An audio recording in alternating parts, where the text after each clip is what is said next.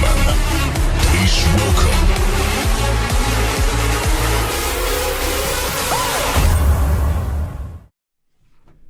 And we are live once again. Everybody knows every Tuesday at 8, another exciting edition of the MCW Cast. As always, I'm Legacy MCW announcer Larry Legend. I'm MCW promoter Dan McDevitt. And I'm Tara. Welcome to MCW Cast, episode 21. 21. Yep. 21. 21 gun salute. We are old enough to drink. Yes, indeed we are. And you know what the drink of choice is here? Coffee. Well, water, that's better for you, but coffee. And shout out as always to our coffee club members. Coffee has water in it. I just want to say that. It does. So it's like drinking water. Well, there's a lot more in it than just water. It's okay. Well, anyway, thank you to our coffee club members, and we are drinking up even in the hot summer month of June.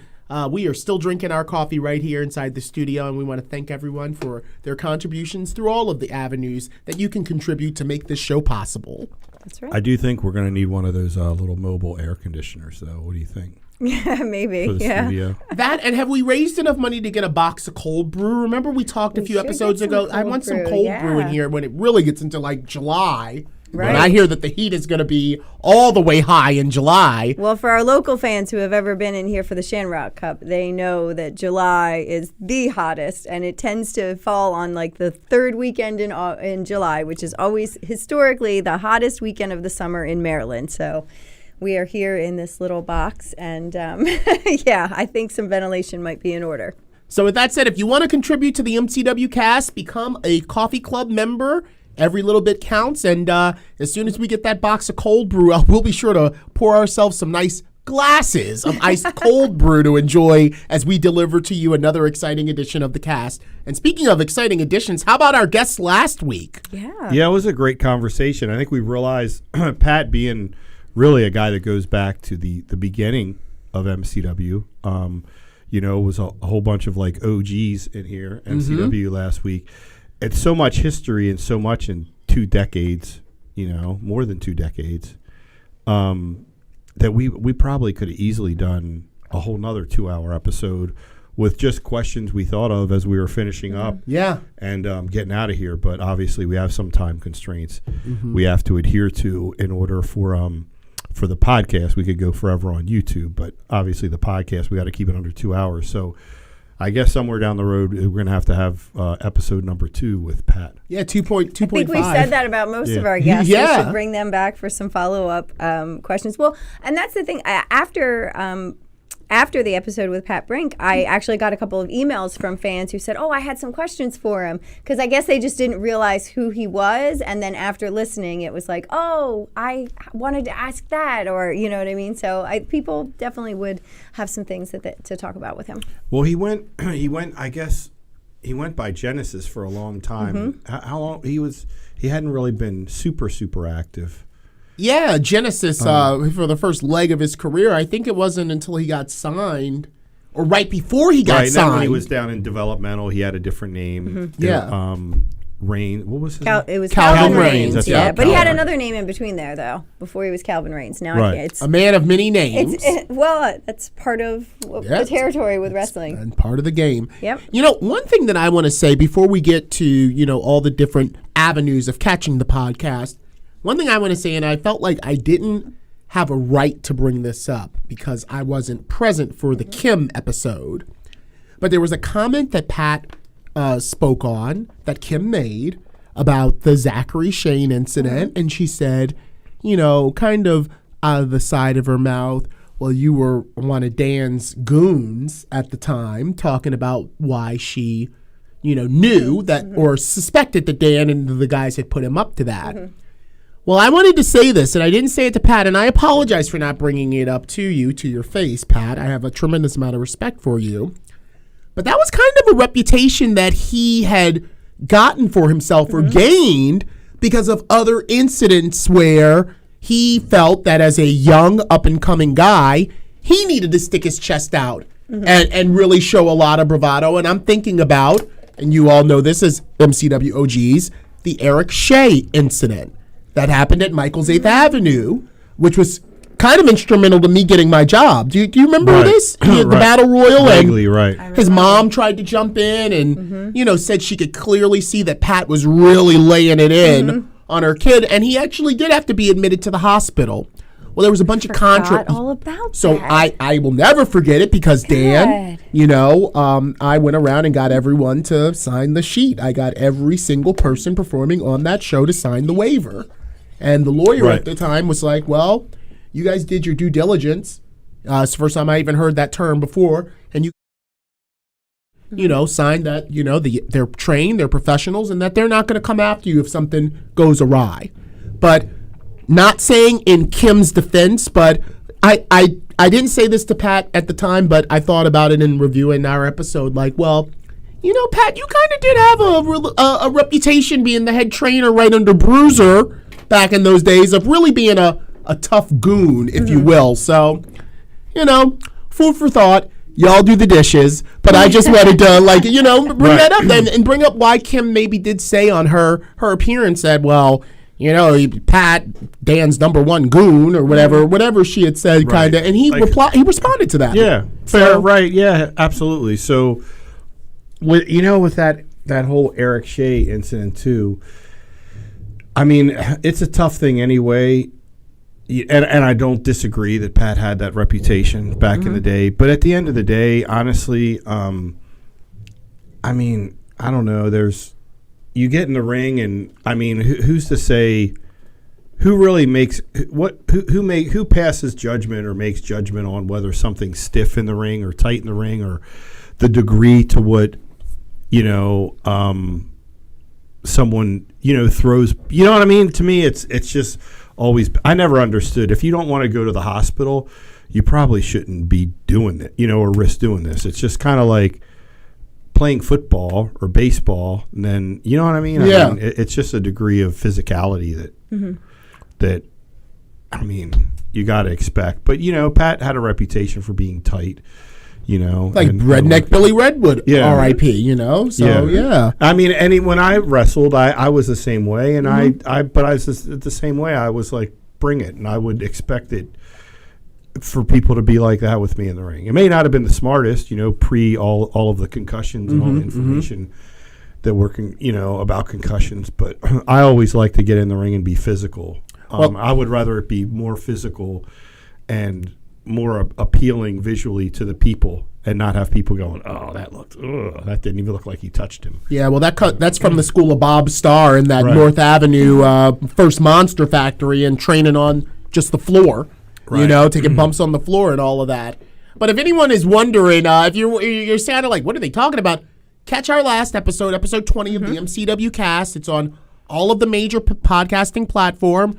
If anyone wants to do the roll call. Apple Podcasts, Google Play, SoundCloud, Spotify, Stitcher, Pocket Cast, Breaker, Radio Public, and CastBox. And make sure if you're digesting on any of those podcast platforms that you subscribe as well. Don't just listen, but make sure you subscribe. It helps the algorithm. It helps the podcast ranking in general if you subscribe to it on those platforms. And also, especially on YouTube and Facebook, if you like our page or are subscribed, then any new media that we put out there, whether it be MCW The Road Back or any other upcoming shows that might be debuting before long, you get the alert. So it's the best way to stay connected to all things MCW Pro. And with that said, the beat goes on. Here we are, episode 21. And do we have a guest in the studio with us tonight?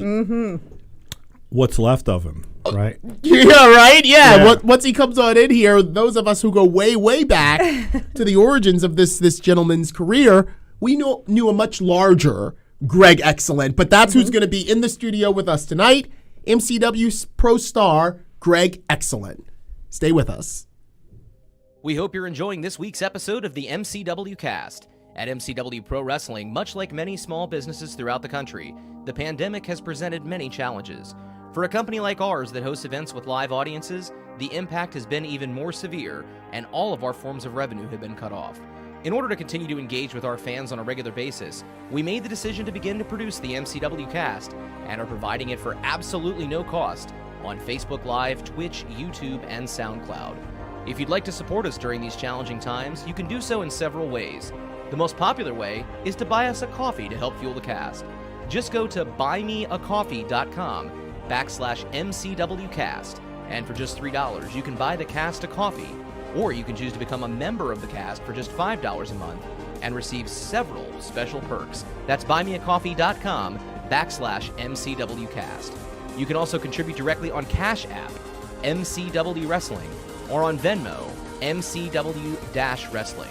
You can also show your support for the MCW cast while sporting some great gear by going to teespring.com/stores/MCWcast to pick up a full line of official MCW cast merchandise, from coffee mugs and face coverings to t-shirts and sweatshirts. Also, don't forget to comment in the threads on Facebook, YouTube, and Twitch to get your questions answered on a future episode. And you can also send us a tweet using the hashtag AskMCWcast. Thank you for your support, and now, back to the show. And we are back live with our in-studio guests. And let me correct myself from that outro. MCW Rage champion, Greg Excellent. Thank you, Greg, for joining us on the MCW Cast. Guys, thanks for having me. Dan, the best hair in the game. Tara, Larry Legend, a legend. Great to see you, man. Good to see you too. And we go back for coming. many, many years, as I was mentioning with that last outro into this intro, from when you were large and in charge, my friend. I was a full-figure junior heavyweight for quite some time. That's You right. look Greg, excellent, man. No pun intended. You look excellent. I see what you did there. We're just going to do dad jokes now? right. Let's do that. Well, You both look of you, great, man. Seriously, you look appreciate it. absolutely phenomenal. Thank you.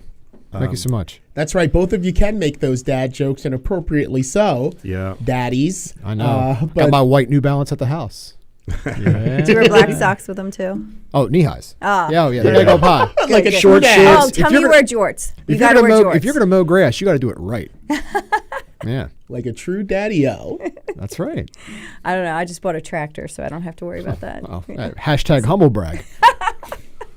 I'm allergic to grass. I had a legitimate Oh, reason. here we go. I'm legit allergic to grass. And so I got tired of breaking out every year. And I was like, you know what?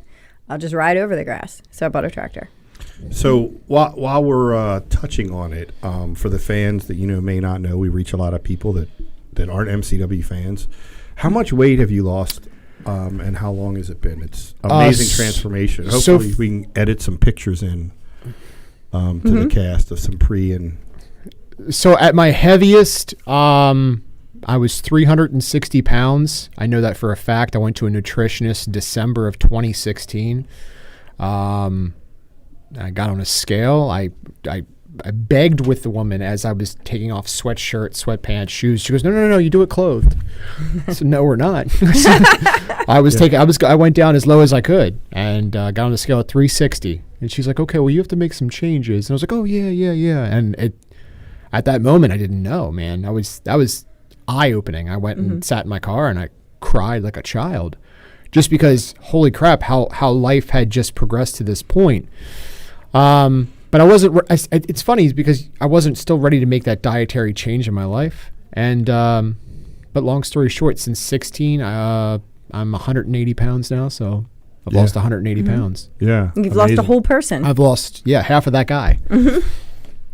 Yeah, and very you impressive. did it. You did it with a lifestyle that's become very popular. When did you start keto? So I had done like low carb and never had like sustained success. I lost 50 pounds, gained 30, lost 20, gained 10. It was very much yo-yo dieting. May 1st of 2018, I took a picture of myself in the mirror, and I had seen a whole bunch of people on Facebook doing a keto diet, and I was like, all right. And I have failed counting calories, counting fat grams, Weight Watchers, Jenny Craig. I'd failed all those. This was number 7, and just said, all right, I'm gonna see what happens. That's all. That's it. That's with as much effort I was gonna put into it. I was like, let's see if this one works. And I lost like 18 pounds in a month, and I was like, well, hold on a minute. I can eat 12 buffalo wings. I can have full fat dressing. I can have a salad with that. I just can't have croutons. Sold. I'm in. Right. And I did it religiously since. 3 years. And that's the thing. It's a lifestyle. It's not a diet. No. I've been keto since February 1st of last year, of 20. God, what 20? year? 2020. I'm like, Yeah, what 2020. year? I don't even know.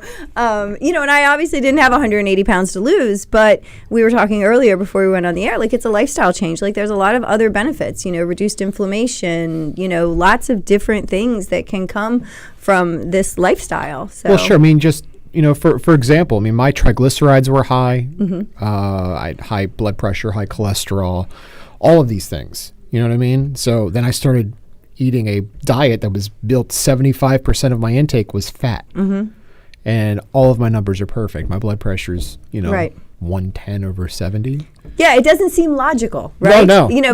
Because when you do diet and, as a female in a business where you're judged for your appearance, I have spent 2.5 decades worried about what I look like in the mirror. Well, before then too, but so you're always conscious of that kind of thing. And so you don't order dressing with fat, I guess what? I don't like vinaigrette, but I would, order that every time. I'll just have oil and vinegar, but just the vinegar, please. Well, I don't, it doesn't even taste good, but you're so conditioned that, blue cheese is bad for you, that you don't order it. And it's like to have a diet where you can have these things but still be healthy, it almost goes against every single thing that you have been taught. It's changing what your body burns for fuel. It is. And again, there's so many detractors out there, people who speak negatively of that lifestyle. And you know what? Whatever works for you. I don't care. Right. You do what works for you. You find success in something and you're not doing something illegal. You know what? Go on about your business and have your journey. Right. For me, this worked. Yeah. This was where I found the most sustainable success, to go from, again, 360 to 180. Again, half a person. I'm all right. Yeah, that's very commendable. A lot That's of fat awesome. a lot of fat intake. While we're staying on this, and before we take this, chat into the origins of your career, what I want to ask you, and I actually have never asked you this before, but is after losing the 180 pounds of Greg Excellent that the fans had come to know and love, did that change your style as far as your high impact moves now that you were going to be kind of, I don't want to say cruiserweight, variety? That wasn't the variant of Greg Excellent that was being presented, but there just seems to be, when a 360 pounder lifts that leg up for his opponent to take the boot in the corner, to me, part of that is a little bit more believable than if you still are doing that when you've lost a lot of the weight. So did you augment your style at all? So I'll pull the curtain back. I've never been a great wrestler. I've been an average wrestler and an exceptional entertainer. I've lived my life in wrestling doing the least amount and getting the most out of it. I had a match in New York one time. We wrestled 40 minutes and I bumped once. And it was as over as can be. So it was like, this makes sense. I'm going to do less and earn more out of it. For the weight loss part of it, the bumps hurt a little less. It's less wear and tear on my body. And I've always had this mentality of, I feel like a story within a character, right? So as Greg Excellent going this journey, and people see it. You see, at MCW, they see me once a month or so. They see that this guy is dwindling in size. He's on this weight loss journey. It certainly helps with accountability, right? Because part of you doesn't want to be embarrassed the next time they see you, whether they're here every month or not. They're like, oh, he looks a little chubby around the midsection. He must have fallen off the wagon. So it does help a little bit in the accountability department. But they're along with me on this journey where I almost have to relearn how to wrestle. Yeah. I almost have to okay, well, I never did this before, so maybe we'll try it. And because of how my character is so comedically based, I have the luxury of it not having to look pretty to be accepted and appreciated. I've been incredibly lucky for people to be very passively enjoyable of what I do. Hey, I want to take a second because we're talking about this, and it is such a big thing, and obviously a lot of people search for that. What works for them to get that weight loss. It's obviously such an important thing. If people are listening to this and maybe have interest, could you throw out either your social media, or even Tara who does it, maybe a couple like plugs of where they could learn about keto if they have no idea and they kind of want to learn about it? Do you guys surely have any, not Tara's like, Twitter because she's never on. I mean, any one sites day or whatever that you guys could they're recommend. gonna check so out they could get our a basic, YouTube they show. could- yeah, they could get a One basic day. understanding. Yeah, One every day. once in a while, Tara and I connect, and it's always like, hey, are we doing a cooking show soon or what? Like, I'll send him pictures. Look what I just made for dinner. yeah, and I'll show you would mine if you love show me it. yours. I think- Like, I'd made special keto brownies today for everyone. And That's right. We had some appetizers earlier. So, I mean, I think it's the thing that appeals to me about doing a show with you is that, we both came into it for different reasons.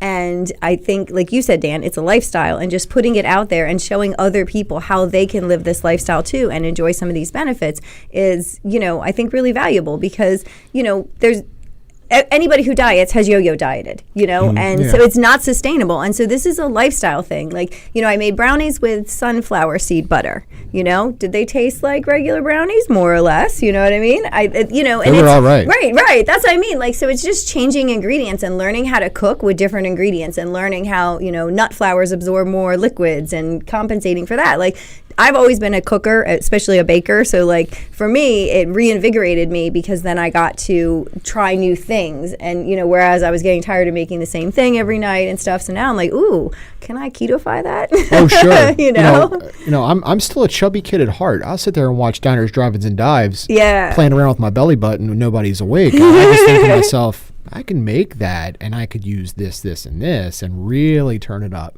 Yep. I mean, my social media, I'm always available. If anybody's a friend of mine on Facebook, Twitter, Instagram, whatever, you follow me.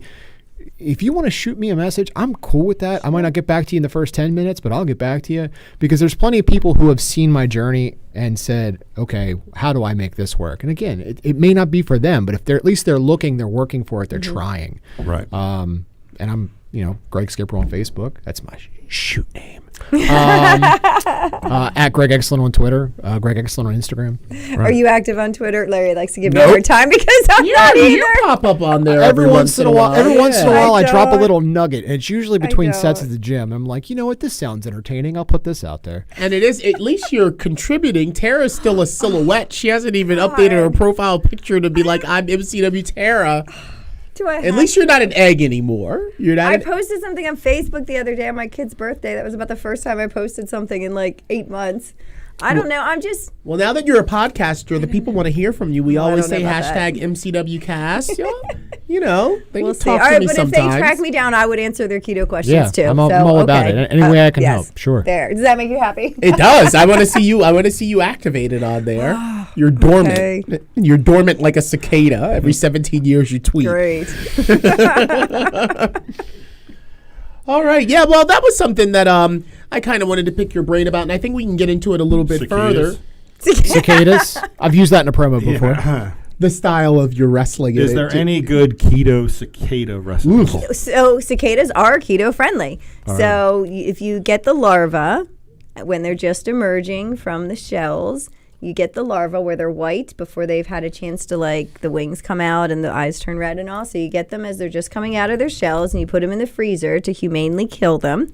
And then I would think the most humane way is just to pop them in your mouth. No, because then they're like moving, so that's a big no. So I guess you could if you're like hardcore like that, but you take the larva and you put, or the emerging ones, and you put them in the freezer, you freeze them up, then you make yourself a little, crushed up pork rind, Parmesan cheese, throw in some herbs and seasonings, toss them in there, maybe put a little egg wash. If I come to your throw 'em in house there. and you serve me cicadas, that will be the last time we speak.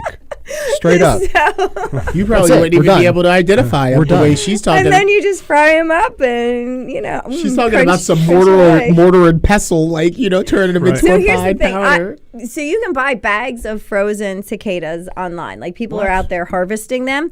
I do not have the patience for that. So if somebody gave me, I would cook them. I would be willing to try them. I've had cricket flour. I mean, I could just see Tara outside of her new house with like a net trying to catch cicadas. they're Yelling, everywhere. Dinner's going to be late.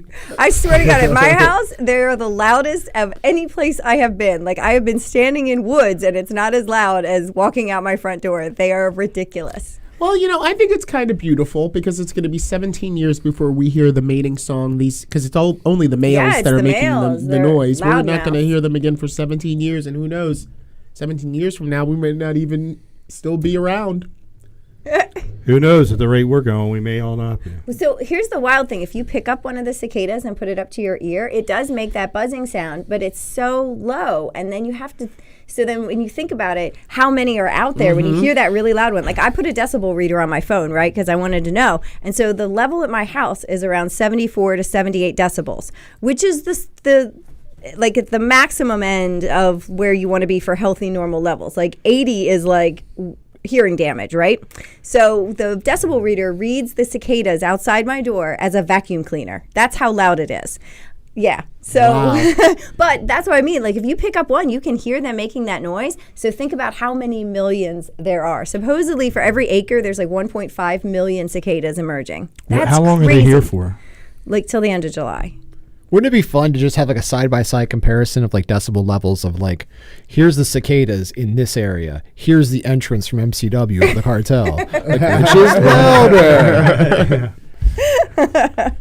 I'd say I'd guess the cartel entrance with all that liquor that they have coming down to the ring with. The guy drinks before he even fights, That's loud. Well, Greg, let's talk a little bit about getting into pro wrestling. Sure. Your start, how it all started for you. Backyard wrestling. I knew it. I knew it. I read that. Yeah. Yeah, I started as a backyard wrestler. Actually, I started wrestling in somebody's basement in like 98. And how old were you then? 15. I don't know. No, 16. 16. I was 16. Wrestling in somebody's basement. One guy went for a spear. And one guy went like this and he head first into a concrete wall. And I turned to my friend and I went, maybe we should do this somewhere else. Yeah, so that was the last time we did that there. How bad did he get hurt? Oh, he was split his eyebrow open. Did he? Oh, yeah. It's pretty awesome. So one of a backyard wrestling story for me when we the parents stopped us. A friend of mine got DDT'd on a tree root. Oh, gee. Because we had there was 4 almost perfect trees that are almost a perfect square, and we I see wrapped ropes. we did garden hose. We got garden hose and wrapped it around, so there was a tree root, and then the guy got, and we had to call an ambulance. He took an ambulance ride, and that was it for us. The parents kind of came down and was like, That's it for us. How Yeah. about no more? Well, no. So that spear into the wall really took us to okay, well, we have an acre lot where we lived at the time, and it was like, okay, well, can we just wrestle outside? We'll put some mattresses down. There's a bunch of friends. We'll just kind of do that. And that blossomed into, well, how cool would it be if we put up 4 posts and built a wrestling ring? And my stepfather at the time, he was a contractor, and we put together a wrestling ring. And that grew from a wrestling ring to a walkway, to an entrance, to a fan section. We built a little arena in my backyard on Sykesville Road in Sykesville. And we were just kind of living out that dream. We had music. We had, we did shows every Saturday night. I'd say shows. We didn't charge money. It was just a bunch of friends that would come over, and we'd, eat food on the grill, and we'd run a 3-hour wrestling show, and then everybody would go home and clean up and do our thing. That was all we were doing. What was your name? I was Mr. Excellent. That was the 2 of us. I was a big Kurt Hennig fan growing up. I couldn't be Mr. Perfect, All so I right. was like, I need another adjective, and went with excellent. That's what I landed on. Now, you mentioned specifically that you didn't run shows because you didn't charge money for them. Did you ever get a call from the Maryland State Athletic Commission? A call is a light way to put it. A call is a light way to put it. So September 30 of 2000, the executive director, corporal from the Maryland State Police, 9 or 10 squad cars, 2 K9 units, came upon my property. I say my property. I was 17 at the time. Came upon my parents' property like we were Walter White and had a meth lab going on. And charged 5 adults and 2 juveniles, me being one. It was 10 days before my 18th birthday, with $72,000 in business code violations. Yeah. Really? Talk about a real kick in the junk. Wow. Yeah, absolutely. So it was my stepfather at the time brought up on charges, promoting without a license, allowing people to wrestle without a license, and such like that. Yeah, I went to, I don't know, the juvenile, whatever it was, and my record is as clean as they get. But I was tried to make an example of. I went in there, I got PBJ and left. Now, what about, were any of the charges upheld, or did you guys beat them all? We fought for 2 years, put a lot of strain on a bunch of friendships and stuff like that. So we fought for 2 years, ended up in a jury trial, a 2-day jury trial in the state of Maryland over backyard wrestling. I want you to wrap your head around that for Wow. just a seriously. second. Take that Right? in. Take Business code violations over backyard wrestling. 2 that days. you weren't charging any money for. Not a dollar. Not a dollar. I had spent, in the time we did that, the time we actively wrestled in my parents' backyard, I had spent somewhere around $14,000 of my own money just in building this up. We wanted it. We weren't doing the stuff that you saw in 2020 at the time or Dateline. We weren't doing flaming tables and all that Right. nonsense. Just wrestling. We liked the pageantry. That's why we built an entrance. We had a music booth. We had a walkway. We filmed. We had a fan section. We did everything we got a couple times, cops showed up for noise at 8:30 at night because a neighbor 2 streets over is 200 years old and is trying to watch Matlock. Who cares? So Matlock. Matlock was the man. Oh, yeah. Andy Griffith could get it. Anyway, so we never had any issues. You know what I mean? And then we were brought up on all these charges. We fought for 2 years, 2-day jury trial. I'd never been more nervous at that point in my life, ever, because there's $70,000 in fines could be levied against my parents. And the jury came back on day 2, not guilty. And at that moment, I turned to my mother, who, if you are MCW fan, is Momma Excellent, Yes. the single greatest mother in professional wrestling history. And One of my personal favorites. she loves you. She's the best. Call her back. I'll We call- gotta take a picture. I'll call her later and say, Yeah. you know who I saw? And I turned to her and I said, how about we turn this into a real thing?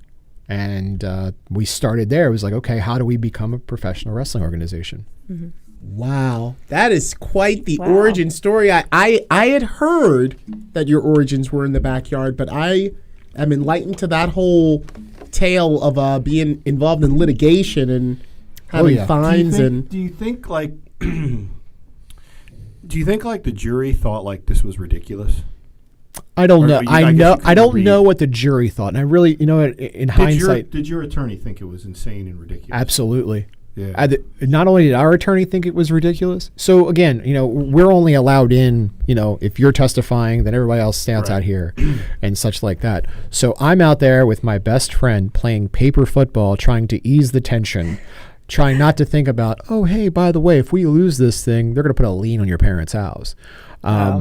Right? So I'm playing paper football, and here comes the state's attorney who is being forced to do this for the state. And she wanted no part of it. Really? She wanted no part of it. And she's got bigger fish to fry, I'm sure. Right. right. You She was there because that's what her she job. had Yeah. to do. Yeah. And she came over to us playing paper football, and all she said, she wasn't obviously, we're on opposite, we're the Jets and the Sharks. We're not supposed to commingle. Right. And she just went, it'll be all right, and walked away. And I was like, oh, okay. I mean, almost like she Wow. was saying like, look, man, she did not want to be there. We just got to go through the motions here so that the How great though that your family was so supportive. I mean, 100%. That's above and beyond what Goosebumps thinking about it, to be honest with you. Yeah, Because that's my amazing. mother, I turned to my mother one time and she's like, do you want to go to college? I was like, nah, not feeling it. She goes, what do you want to do? And I was like, kind of want to be a pro wrestler. And she's like, all right, let's do that. She's never awesome. hesitated, not once in anything. And I tell her this story, I say this story a lot, is that when I was 14, she told me, you know what, you play too much. Because I'm a jokey guy. I like to have fun. But never never think wrong. So I took that to heart and I was like, you know what, 14, I got a job. At 21, I had a business loan. I was working 80-hour work weeks to make sure I got paid. I was 23 or 24 at the time, And I'm with her at a store, and she holds up these Superman underwear. She goes, "Wouldn't this be good at the wrestling shows?" How far we've come in a decade, mother. Wow. Right. Now it's okay. I don't play too much. Well, you're going to do it in front of people. Why not? Wow. Well, you know what? That's a reoccurring theme with No. a lot of our guests is the support from their Yep. family to kind of, guide them to the eventual career that they take. We want to talk a little bit more about family and the extended families that you were able to grow for yourself outside of that original experience from the backyard. And we're going to talk about that after a brief pause. We'll be right back. Stay with us for more from the MCW Cast. Show your support for the MCW Cast while sporting some great gear by going to teespring.com/stores/MCWcast. You can pick up a full line of official MCW Cast merchandise, from coffee mugs and face coverings to t-shirts and sweatshirts. Visit teespring.com/stores/MCWcast.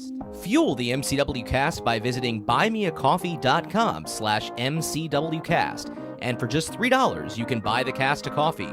Or you can choose to become a member of the cast for just $5 a month and get several additional perks. That's buymeacoffee.com/MCWcast. And we are back after that exciting story of how the Maryland State Athletic Commission tried to shut down a backyard promotion. They for tried. 2.5 years. So we got into real quick. You guys decided to go legit, and you started your own. We started our own promotion. I say we. It was, obviously my mother and I. My mother's, again, the most savvy person I've ever met. She was able to line us up to get a small business loan. And, again, 10 days before my 21st birthday, signed up for a $50,000 business loan with the Small Business Administration, New Windsor State Bank, and started running shows in Pennsylvania that December. What was the name of your promotion? GBW, Groundbreaking Wrestling. And you ran that for a few years, right? We ran that for 13 years. Wow. Yeah. And that's kind of how you got your break into wrestling? That's how I started. Were you kind of self-trained at the time? Or Self-trained, and then I was, again, trying to go the avenue of, okay, I want to learn how to do this professionally. I had friends in the business who were showing me stuff, and I ended up doing the bulk of my training with Mighty Quinn Nash, an MCW alumni. That's right. I forgot and that. trained with him. That's right. Great guy, taught me a lot. And then, nobody's good when they start this thing, man. So it was a lot of bumps in the road and learning as we go. Yeah, absolutely. We wanted to start in Maryland. We really did. We were not afforded that opportunity. So were you blocked? I guess you can't say you can't say if you feel like you want to edit this out, you can edit this out. This is totally your call. Yeah, we made the call to the State Athletic Commission saying we wanted to do this thing the right way.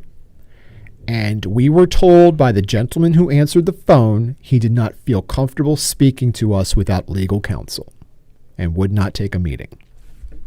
For a promoter's license. And that's as far as we got. Because of everything that had just happened. And then so we started in PA. What if there was some bitterness from the state losing? For losing. Probably. Yeah, maybe. I'd never seen someone leave a courtment that fast. These are opinions, too. Yes, These are of opinions, course. not actual facts, not stating as facts. So- These are our opinions. So when we started in PA and then just trying to get my name out there and try and work other places. And the first time I wrestled in Maryland was for EWA. And so I had to get my Maryland wrestling license. Oh, they're gonna get their dues. They're gonna get their fee. Their monies, no doubt. Uh-huh. And unbeknownst to me, that gentleman came to the show and wanted to see that I knew what I was doing and made me run drills before the show. Wanted to see me take a clothesline drill and take a hip toss. Wow. Really? My hand to God. I asked the promoter, I said, is this customary? Because I've been to a couple of these things. He goes, no. I said, okay. Wow. So Take me you aside. sound like a target on your back. Took me aside to say, Gosh. hey, this isn't personal, right? Okay. Gotcha.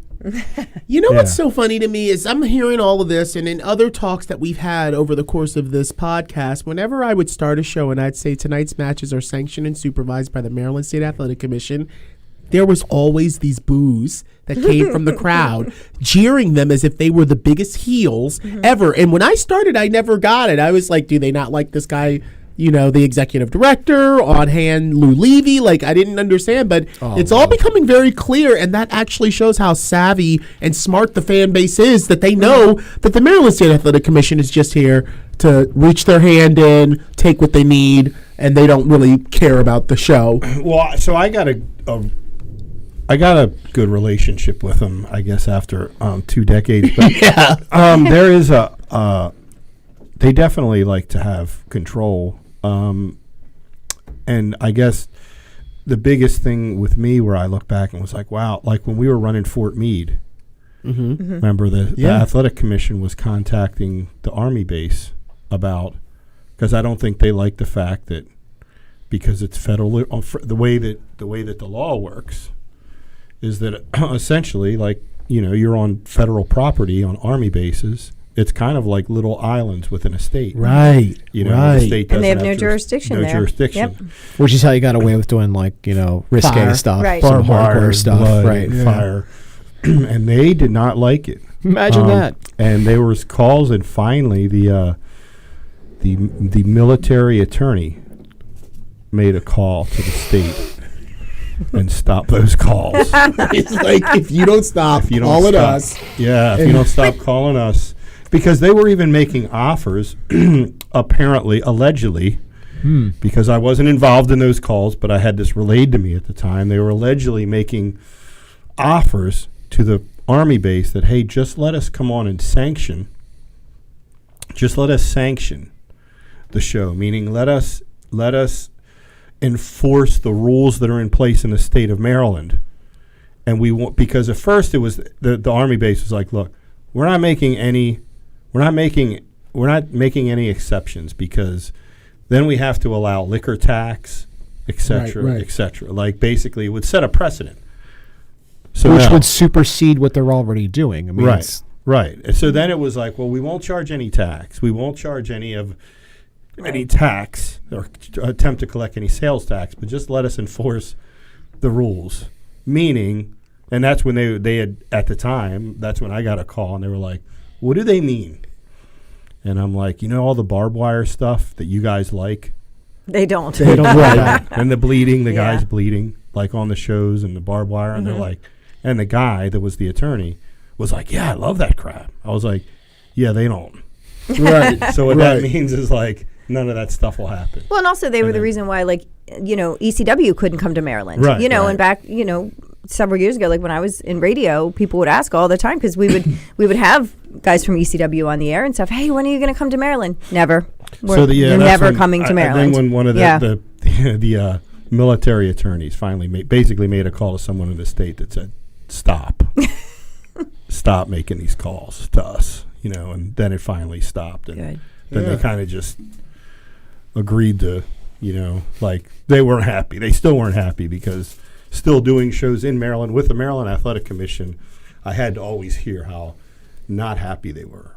Like, and was even asked at one time, and off the record, like, asked, do you guys have to post those pictures of the blood? Like, well, yeah, because we kind of want to sell tickets. We're in a business. That's what we're here for. It's kind of the appeal Yeah, but it didn't of benefit them and made them look kind of like, I guess, Dan got away with it.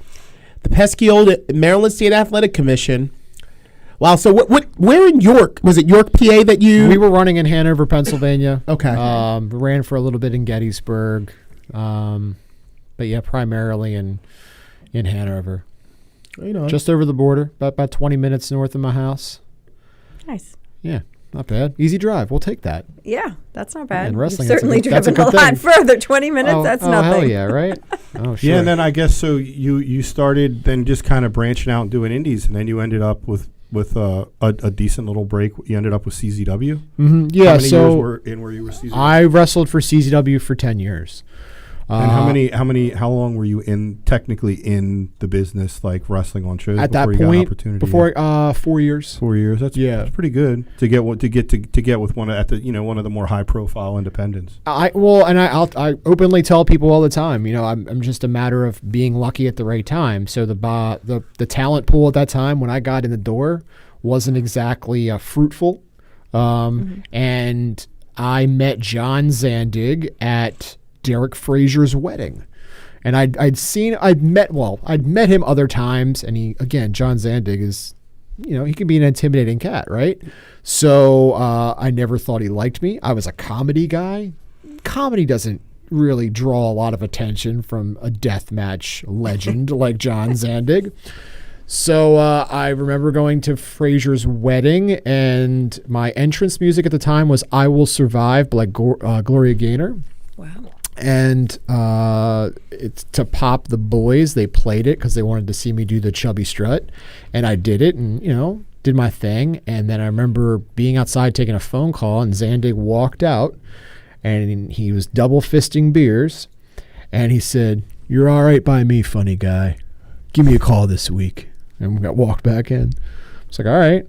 So that next month, I came and debuted, and that was that. So you basically you got over at a wedding. Yep. You got not even at a wrestling. Always working, brother. You always got to be working. Have your gear in the car. True, man. That's true. Yes.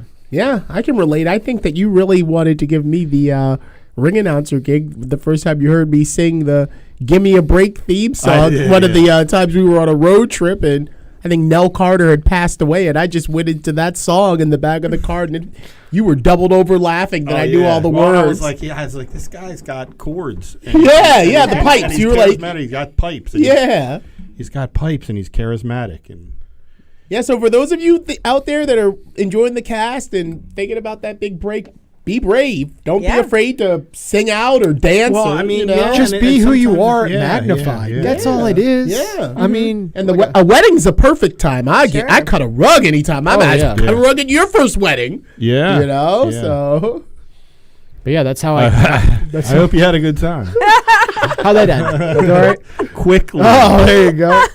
Quickly. No, but that's 4 months. That's how I got my foot in the door at CZW and just kind of tried to stay as long as I could.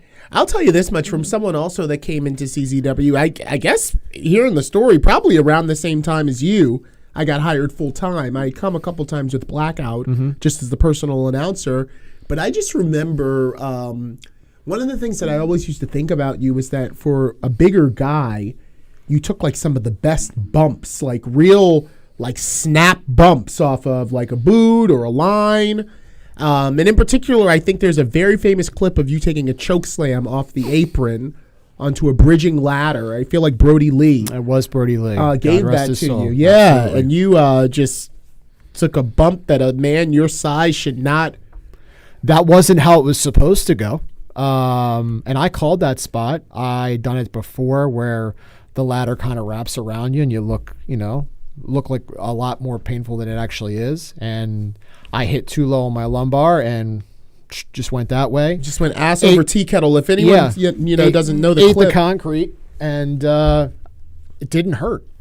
Honestly, to God, did not hurt. I've taken a lot easier stuff that hurt a lot worse. But I was just, I guess, because the adrenaline was running at the moment, you went right back to working. So I mean, yeah, that was but I always pride in getting the wrestling because I was a bigger guy.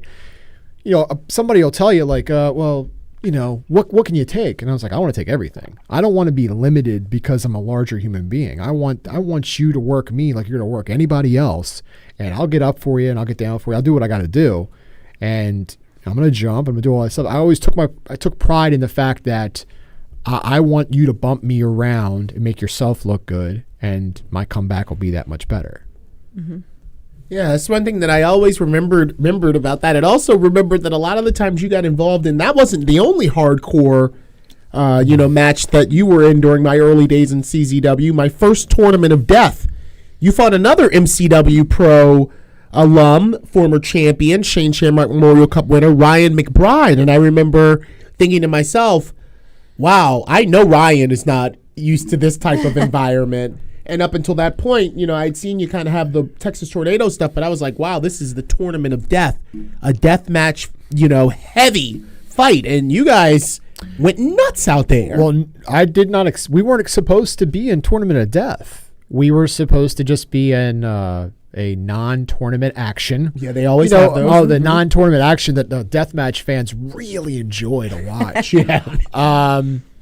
And the week prior, I had wrestled Brody Lee. The first time we ever, and I was when I wrestled Brody Lee, I wasn't medically cleared yet. I had an emergency appendectomy 2 weeks prior to that. Oh, wow. And I was like, well, I'm not missing this. I'm going to do it.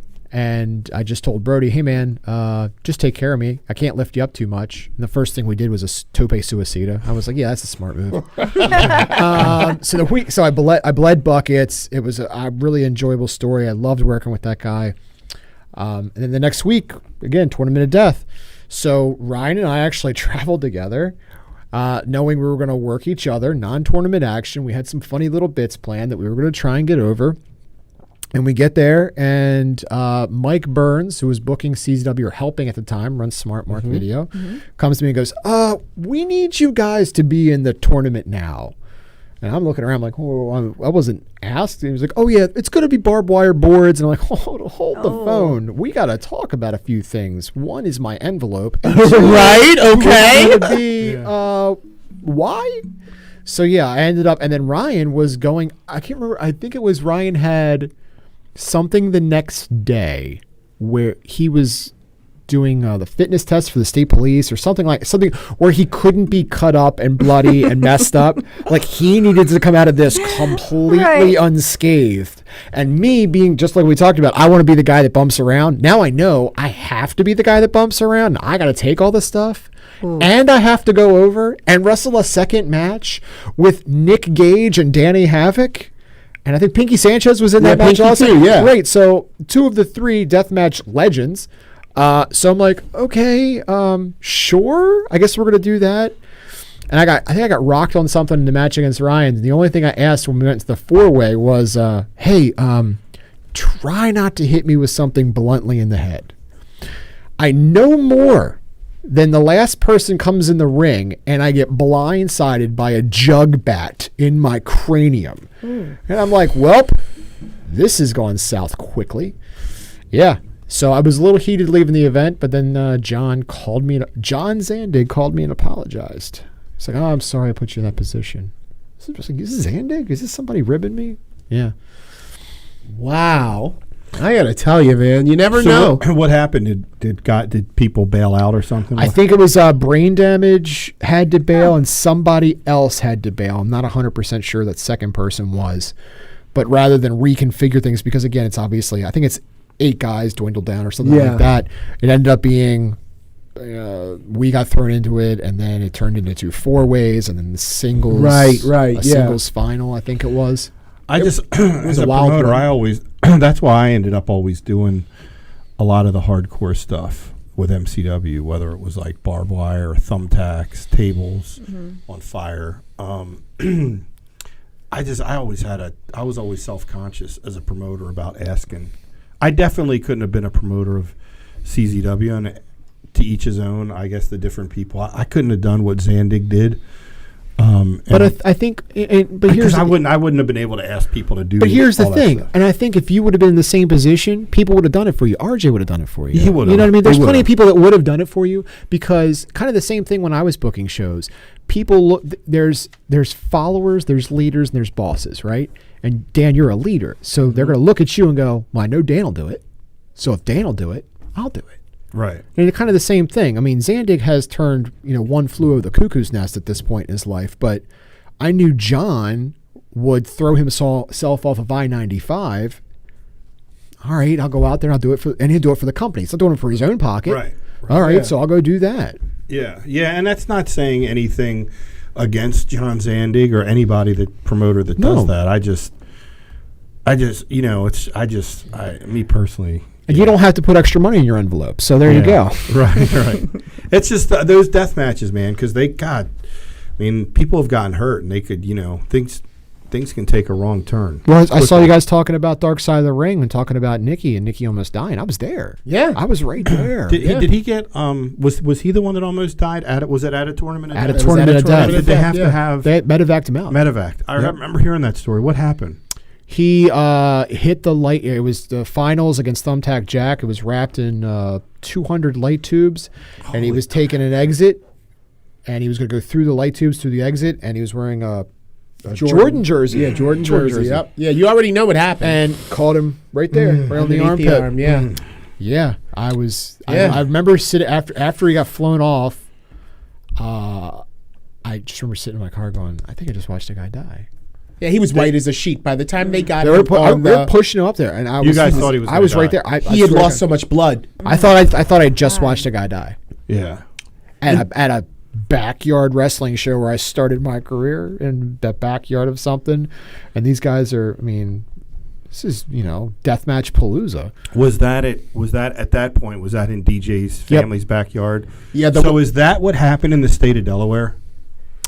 I think that was certainly a pivotal part because then you That had to be. thereafter. What year was That was 2009. I That believe that sounds- was 2009. It had to be. So for background, for anybody listening, Delaware, and we used to run Delaware in the 90s. I remember, Harrington. In the 90s, Harrington, Harrington, Delaware, all the and time. the Dover Briscoes High Downs. School. What's the Briscoes? Oh, yeah. Laurel, Delaware. Laurel, High Delaware, School. too, yeah. So, and Delaware used to be such an easy state to run a show in. Like, it was like a $50 permit or something. Like, you get it. Like, that's it. So, coming from Maryland, to people understand, Maryland's really expensive to run professional wrestling events in. You have to have insurance, bonds, and sales tax, and wrestlers' licenses, and the commission has to be there, and you have to have a doctor, and it can be a couple $1,000s just in athletic commission. So right up, where we are in Baltimore, it's we can be in Delaware in 30 minutes in some areas of Delaware. So as promoters, we back then in the 90s were like found some places in Delaware to run that we could go, and it's like you pay a $50 permit. Not to mention it's more like suburban or what in Delaware, like country, a little bit. So Tax free. So tax free, and so buildings were a lot cheaper. So it was like, wow, we can run 30 or 45 minutes up the road, find a high school. The cost of building rent is like half. There's no commission costs, and it's like a $50 permit. I mean, they had a Delaware Athletic Commission, but they didn't really bother with pro wrestling. Like, we sanction, and a lot of states are like that. Like, we sanction boxing or now MMA in boxing, but pro wrestling, you just pay this permit. It gets fee. lumped in. Right. You know what I mean? Like, it was great. And then we didn't run there for years, probably 10 years. And then we go back. And they even unapologetically basically said it was because of DJ and the stuff he was doing. Like, sees it. But now it's expensive. Now You got to run an ambulance. You got to run an ambulance. Right. You got to have an EMT. You have to, do all this other stuff, and it ends up costing. You know what I mean? It's not as economically efficient. And they to don't run make it Delaware. easy. I remember Right. one show we ran up there. You guys had asked me to go track down an ambulance. And I'm like, okay, this shouldn't be too hard. I'm like at work and I wasn't busy. So I'm like, all right, I'll call and get an ambulance. And then I'm calling another place to get an ambulance, and then another place. And then to the point where I'm calling Maryland now to get an ambulance to drive to Delaware. And I was like, what is this? Like, this is so ass backwards. Like, why? So it changed. It just changed where it used to be like, man, this is great. But now it's Now Delaware's challenging. got a CYA. They're going to cover their own because. Yeah, I of everything that understand. happened. You You understand the why that business happens, as to right. why it happened. Why? Someone probably, I'm assuming that, something like that where a guy almost dies, someone in the state, some suit or something in the state, understandably so, was like, whoa. Like, if this guy died, you know what I mean? Because it could have been his family Lawsuits, the state. They could have sued the state and said, how come you weren't sanctioning this? Right. It You know falls what I under mean? your It jurisdiction. falls under your jurisdiction, technically, so you weren't sanctioning it, so our son died. Right. Yada. So I understand the political aspect of why it changed. It just sucked that it did. As a promoter that used to love to run Delaware for those reasons, now all of a sudden, all this has changed. It's just as big a headache now. Yeah, just as big as a headache. From what we do is we run more traditional pro wrestling shows. I mean, you might get a hardcore match, but we try to run stuff that the family could enjoy, more traditional pro wrestling. Well, it's interesting that you bring that up. Dan, Tara, what were you going to say? I was going to say we're going to take a break, and when we come back, we're going to talk about you arriving in MCW and bringing Momma Excellent along with you, and talk a little bit more about that. The and legend. She's awesome. She's great. All right, so we're going to take a break, and when we come back, we'll talk about that and a lot of other stuff. So stay with us. We hope you're enjoying this week's episode of the MCW Cast. At MCW Pro Wrestling, much like many small businesses throughout the country, the pandemic has presented many challenges. For a company like ours that hosts events with live audiences, the impact has been even more severe, and all of our forms of revenue have been cut off. In order to continue to engage with our fans on a regular basis, we made the decision to begin to produce the MCW Cast and are providing it for absolutely no cost on Facebook Live, Twitch, YouTube, and SoundCloud. If you'd like to support us during these challenging times, you can do so in several ways. The most popular way is to buy us a coffee to help fuel the cast. Just go to buymeacoffee.com/MCWcast, and for just $3, you can buy the cast a coffee, or you can choose to become a member of the cast for just $5 a month and receive several special perks. That's buymeacoffee.com/MCWcast. You can also contribute directly on Cash App, MCW Wrestling, or on Venmo, MCW-Wrestling. You can also show your support for the MCW Cast while sporting some great gear by going to teespring.com/stores/MCWcast to pick up a full line of official MCW Cast merchandise, from coffee mugs and face coverings to t-shirts and sweatshirts. Also, don't forget to comment in the threads on Facebook, YouTube, and Twitch to get your questions answered on a future episode. And you can also send us a tweet using the hashtag AskMCWCast. Thank you for your support, and now, back to the show.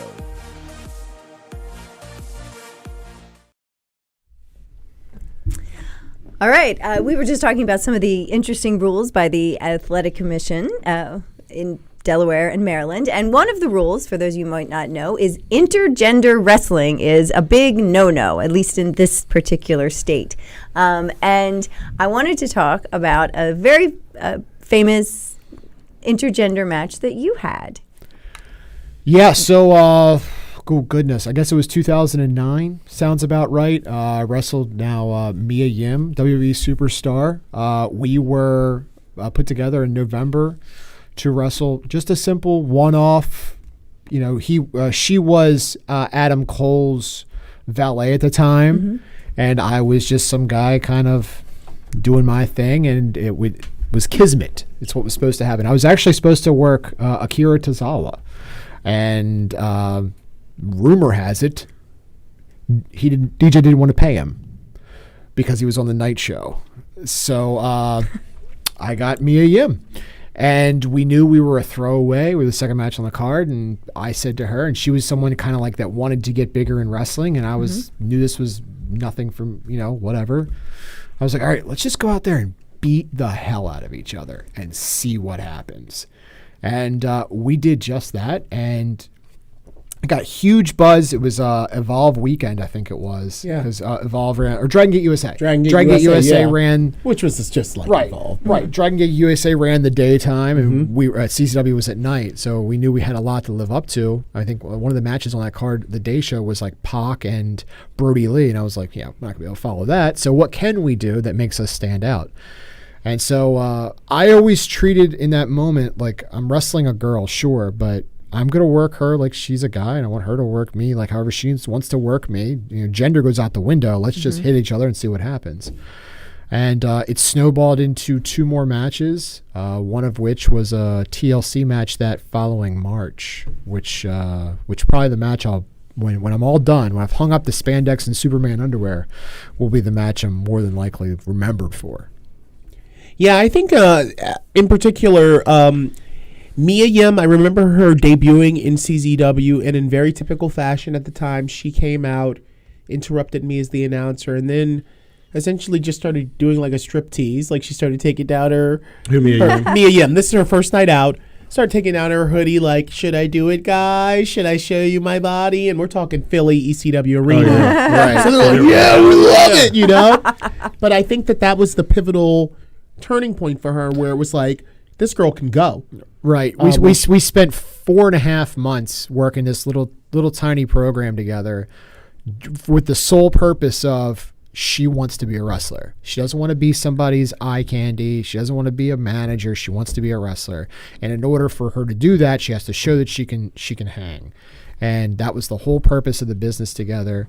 And Hey, she's like my sister. I love her to death. You know, when you go to war with somebody, I mean, Dan knows this. When you go to war with somebody in a wrestling ring, you create this bond, and I'm so happy for her. Yeah, you guys made magic. I remember those being, in particular, the November 1st kind of sleeper that you had, that second match, and then it's definitely the TLC. It was very emotional. Oh yeah, at the end of the match, I remember. That's the only time in a wrestling ring where I've been knocked unconscious. Was in that match. I hit the back of my head on concrete, and I don't remember the last 8 minutes. Wow. You definitely got concussed. Oh no! Yeah. I was out. I was gone. Didn't you take a German where the ladder was kind of? You did the Three Stooges deal where the ladder was. No, I took. She put the ladder on me and did like a bulldog, and the ladder caught me here. But no, it was. We did the Shawn Michaels Mick Foley go to back suplexer. She turns into a crossbody, and I caught the table. The back of my head hit the concrete, and lights went out. So there was just like pause, but we knew we had to get to the finish. And I don't know. I guess autopilot. You know what I mean? When you're in that situation, it just the instinct kicks in. And I remember watching it back. I got in the ring, and vividly I remember she was supposed to hit me 3 times with a chair for me to fall on the table to set up the finish, and she hit me like soft as could be. Like again, she's like at this point my sister. We've been to war a couple times. She taps me, and I smacked the ever-loving piss as hard as I could her in the face, and I said, "Hit me," and she clocked me twice. Bang, bang. I fall down on the table, and she climbs up, and I remember. In hindsight, having seen it, I climb up the ladder and she's crying at the top because she's emotional over the moment, but we had to get to the finish for the sunset bombed through. It was very emotional, and I remember waking up in the back going, "All right, well, how was it?" Wow. Yeah, but watching it back, it's one of again goosebumps. Yeah, you know what I mean, it's just one of those moments, and kind of paved the way for some of the intergender contests that we've seen where. I hate to say, like, not that women weren't taken seriously, but nowadays... They weren't. You're right, but now there was a large swath of time where they weren't. Yeah, but now we have things popping up like Tony Deppen and Trish Adora for the Pan-African Diaspora Championship doing an iron person match, and I would say... That'll be hot business, too. Yeah, well... It's hot business. Yeah, and, well, you paved the way in a lot of regards. I would say for sort of just like not just deathmatch fights with women in them, but even that in addition where men are fighting women depending on the state that you're in.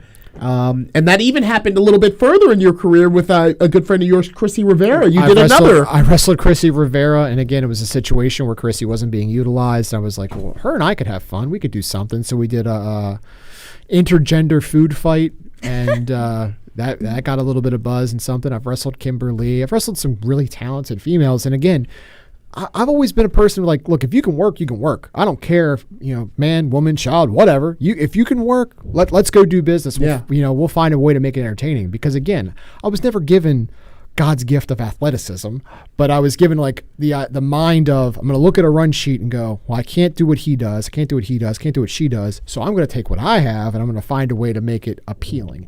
That's the thing I love about MCW is that, and we've had this conversation, I feel like MCW is the buffet table of pro wrestling because you're going to come here and you're going to get a banger of an athletic contest, Leo Rush and Action Andretti, and you're going to get great tag team wrestling. Then you're going to get a women's match. Then you know what? The main event may be 3 stages of hell, but somewhere in there, Greg Excellent's going to do something weird in the middle, probably like the 3 spot.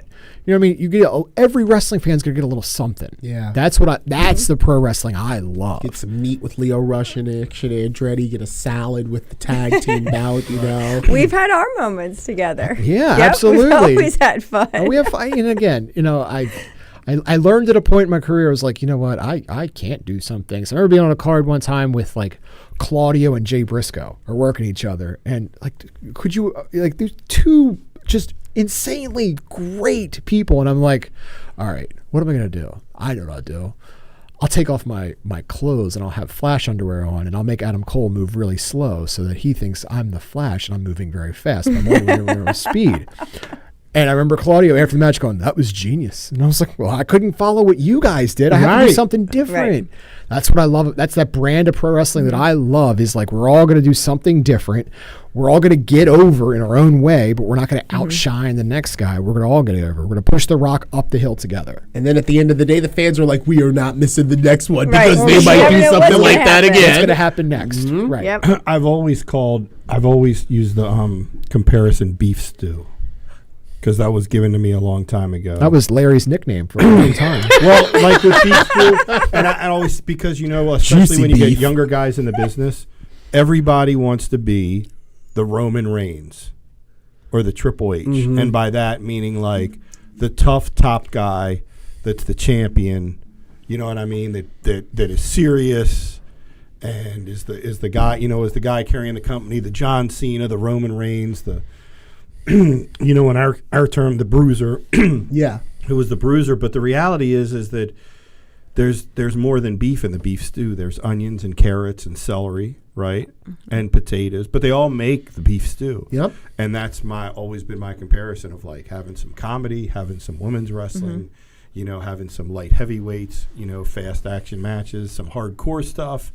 And then the main event, and it's the champions that are serious. You know what I mean? And that's beef stew. Like, not everybody can be the beef in the beef stew, but it all makes the beef stew. It all makes it, yeah. Even to the, and I crack it right down to when you got guys starting out and you got guys that are just doing run-ins or they're a security guard for somebody.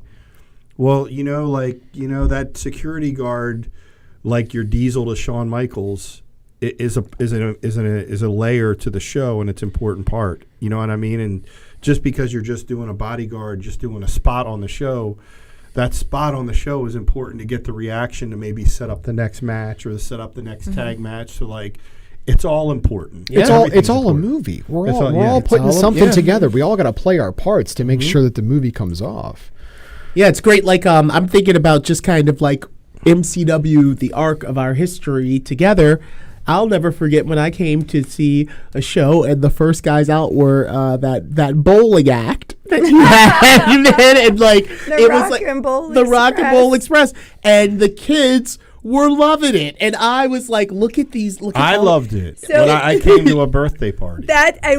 So we knew that you were coming to this. So they had been doing Rock and Bowl Express for a few months now at the birthday parties. It was so over, right? And so when you had said you were coming, I was like, "Great, you're finally going to see the Rock and Bowl Express." And I was behind the sound thing, and you were across from me, and my eyes did not leave your face the whole time. I wasn't watching what they were doing in the ring. I was watching you react in real time to Nick the Bowler coming out and rubbing And what his did I say? belly. Get these guys on the show. You did. You said, "Get these let's guys book on the the Rock and Roll Express for the Legend Show. Yeah, to fight the Rock and Bowl And Express. I was watching the wheels turn and watching his face like he's popping for it. Was the best. It was the best. Beef stew, man. Beef stew. Because if It's you all about the if you beef can stew. pop the boys, that's the biggest thing. You pop the boys, you pop the boss, you pop those guys. You know they're going to eat it up with a ladle. Yeah. They're going to eat it up, man. And that's, again, I get so passionate, and I get worked up about pro wrestling that way. Well, talking about beef stew and talking about like the work that you've done with all of the different women that you fought. Also, I remember in CZW, one of the hottest things that happened during my time being the announcer and your time as a playable character was when Momma Excellent became a playable character in CZW. And that, in addition, is something you would never think that you were going to see. But lo and behold, there we have a mother and son tag team combination doing great things. And correct me if I'm wrong, we saw a little bit of that action right here in MCW Pro as well. My mother cut her teeth in the combat zone in Philadelphia in the ECW arena. You just let that marinate for a quick second. She came to MCW with a little bit of fanfare. That's right. The legend, as I like to call her. She worked a match with Colt Cabana. She's made out with Colt Cabana. She has. The last time I saw Colt was here, and he did ask me. He goes, "Man, you look great. How's your mind?" But that has a different feel to it than when Ken Dixon says, "How's your mom?" It's right? a little bit different. A little bit different. I mean, she's made out with Maxwell Jacob Friedman. You know, she's had her moments, and then obviously wrestling itself. I mean, she wrestled a match. We tagged together at One Cage of Death against Drew Gulak and Kimberly. Yeah. Wow.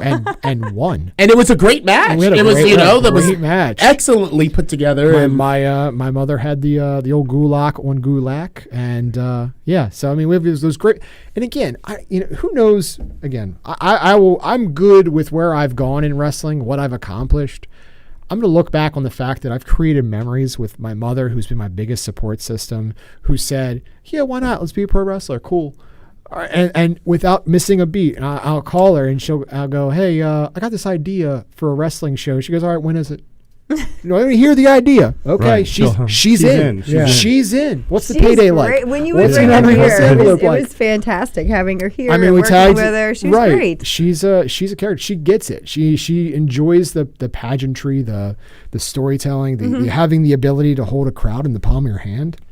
And talk She about loved that. someone getting themselves in phenomenal shape. I don't know if you've been looking at Momma Excellence's social media lately, but she's been doing a little work. She's been in the gym. Oh, She's been hitting it. She's been working hard. Now, has she adopted the keto lifestyle She too? does a low carb lifestyle, Okay. and then she does her own thing. She's working hard. Yeah. And she did say to me, she goes, "So when's MCW opening back up?" hear this, man? She's excited. Yeah. She's ready to Everybody go. is, yeah. I think she's ready for her run.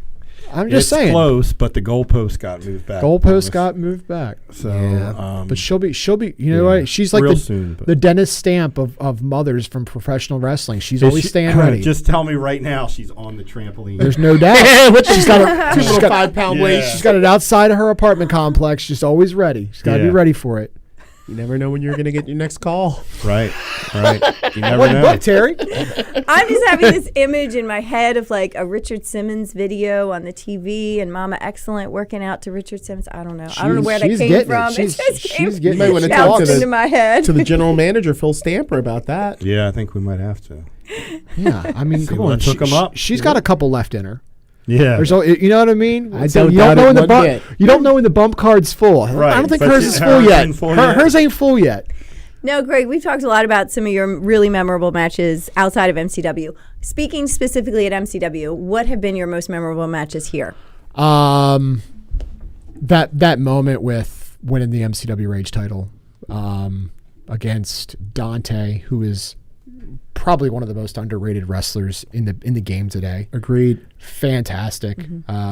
Dante Caballero. I can't pronounce his last name, so I don't say it. Caballero. Caballero. You got to roll Yeah. something. Yeah, well, I just I can hardly do think it. of habanero peppers, and then I just say Caballero. habanero. So I don't really know. I don't know. Just so drastically. I mean, why that guy isn't on television every week is beyond me. That's just Well, he's been getting a little shine time on Sure. ROHTV, but every week. and you know, and with you. MJF, who I mean, that guy's got the wrestling world is in the palm of his hand. You know, Yeah. he can do no wrong. They really like him. Oh, something like that. Yeah. And just the dynamics of having my mother there and everybody, like with the story of, this guy's got a girl, this guy's got a girl, and here's Greg, that blue collar chubby guy's who's just a mama's boy. And the story we told in that match, and just the pop of the build up to the pop, and that moment, just that sound. You know Well, what I mean? that's a great way to connect and make an emotional attachment. I know for one, my mom used to always take me to wrestling events, and it was always like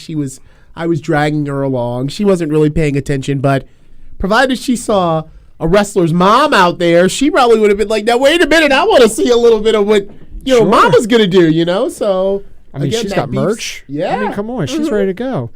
I think the first indie show I ever went to, she took me to Michael's 8th Avenue. 2002, maybe? 2001, 2000? Not the Really? first. Yeah. Michael's 8th Avenue. Maybe that wasn't the first one, but nonetheless. Right. I remember it vividly, but she took me Yeah. because it was downtown and I wasn't going to drive by myself. Right. I was scared. I didn't have a license. Well, I mean, So she took me there, and the place is packed. And she was like, "Oh, so this is what you want to do?" I'm like, "Yep." And she's like, "All right, I'm cool with that."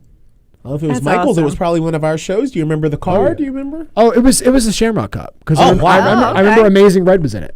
Oh, so Yeah. then I there's the remember SATs. that one. Yeah. It was the SATs. Yep. Oh yeah. Yeah. That was a good show. Any Was show that with the the year Red Amazing won? Or no, Red was in a couple.